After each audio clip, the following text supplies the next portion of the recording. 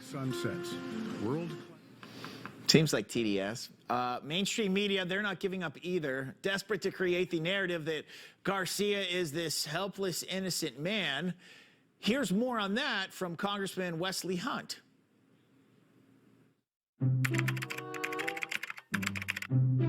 A Maryland man thought to be wrongly deported. Maryland man Kilmar Abrego Garcia. A Maryland man wrongfully deported. A Maryland man who was mistakenly deported. The Maryland man that was detained. The Maryland man mistakenly deported to a prison in El Salvador. They're not even trying to bring back a Maryland man. He's a Maryland man. Maryland man. The Maryland man. Maryland man. Kilmar Abrego Garcia, the Maryland man. The Maryland man. Maryland man. The Maryland man. He's not a Maryland man. He was here illegally and a gang member. There's actually been a study on this, CNN, MSNBC. They have used the words Maryland man in a lie 506 times to conceal his illegal status. I think this is getting comical at this point and crazy. I do believe Democrats are doing irreparable harm to themselves, but they continue to go on with it. So I say that's a good thing if you want to see their numbers continue to go down. Joining me now, the host of American Radio, Jennifer Kelly, along with retired Air Force Lieutenant Colonel and former senior DHS advisor under Alejandro Mayorkas, Berney Flowers. Good to see you both. Berney, I want to start with you here. I know you disagree with a lot of where the administration or where you served under here. Talk about how you think they're handling Kilmar Garcia. They want congressional delegations to go there. Well, the bottom line is thank you first for having me on. This guy is not an American citizen. Our job as civil servants, the president's job as the commander-in-chief of the military, we're supposed to be taking care of Americans. And I don't understand why Kilmar Garcia warrants so much protection and information from our elected officials. I live in Maryland, and I'm actually embarrassed. My buddies in Texas and North Carolina and South Carolina and all over the country, they're clowning me and our friends because our elected officials don't seem to care about our people. And, you know, people are being killed here. Rachel Moran and the young lady you just mentioned just a few minutes ago, I mean, they were killed by people that were not residents, or better yet, legal citizens of this country. So I find it reprehensible, and I just hope that the American people, specifically the Democratic electorate of Maryland, will see this for what it is. Jennifer, I don't understand this one. You know, I'm done getting all fired up over it. I guess let Democrats do their thing, and you know, their poll numbers are going down over this. A large proportion of America does not think this is the side to be on.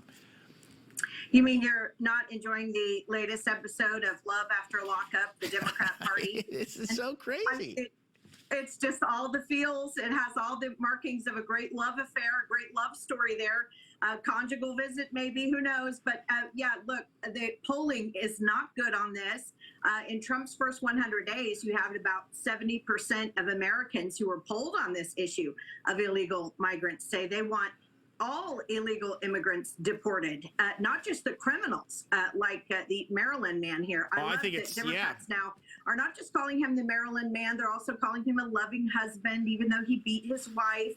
They're also now calling him a union member because they want to bring in their left-wing friends in the unions. I mean, it starts getting laughable after too much time. But look, make no mistake, this is the Willie Horton of the 2026 midterms, Bob. The Democrats actually had a chance to make the midterms about tariffs and the economy and the stock market and people's 401ks, and they have stepped all over themselves. Mark my words, this is Willie Horton 2026 all over again.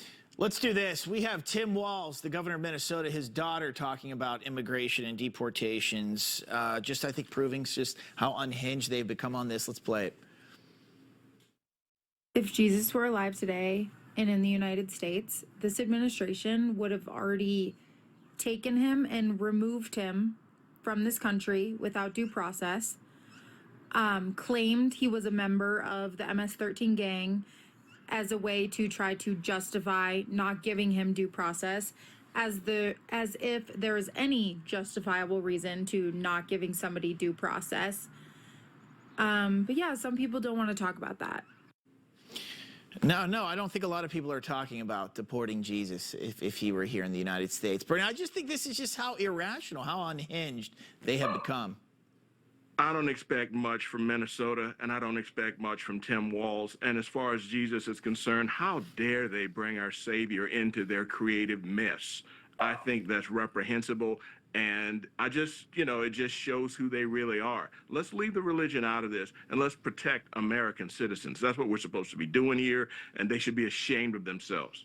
They Absolutely should. ashamed. Jennifer, your take on the not protecting American citizens in so many cases yet. Well, they'll go to the ends of the earth to get this MS-13 gang member back. Yeah, I just love the Democrat hypocrisy, right? Every time there's one finger pointed at you, there's four more pointing back at them. They didn't seem to care about due process when it was COVID-19. They didn't care about due process when they told churches that they couldn't even hold a service, not even in a parking lot with sunshine and the fresh air. They shut down the beaches in Southern California. They kept kids out of schools for 2 years. And, oh, yeah, those January 6 folks, asked them about due process. So I love how they're big fans of due process now. And I love also, the silver lining, I guess, is they're big fans of Jesus now, which is something you rarely hear the Democrat Party talk about today. So I believe there was the good news here. Kamala Harris rally when she was running for president that there were some people talking about Jesus. She said they were in the wrong place. Wrong place here. Can't talk about that here. I think folks might have forgot about that. Jennifer, Berney, we got to run. Thanks for coming on. Thanks for having us. Still ahead, the World Morning.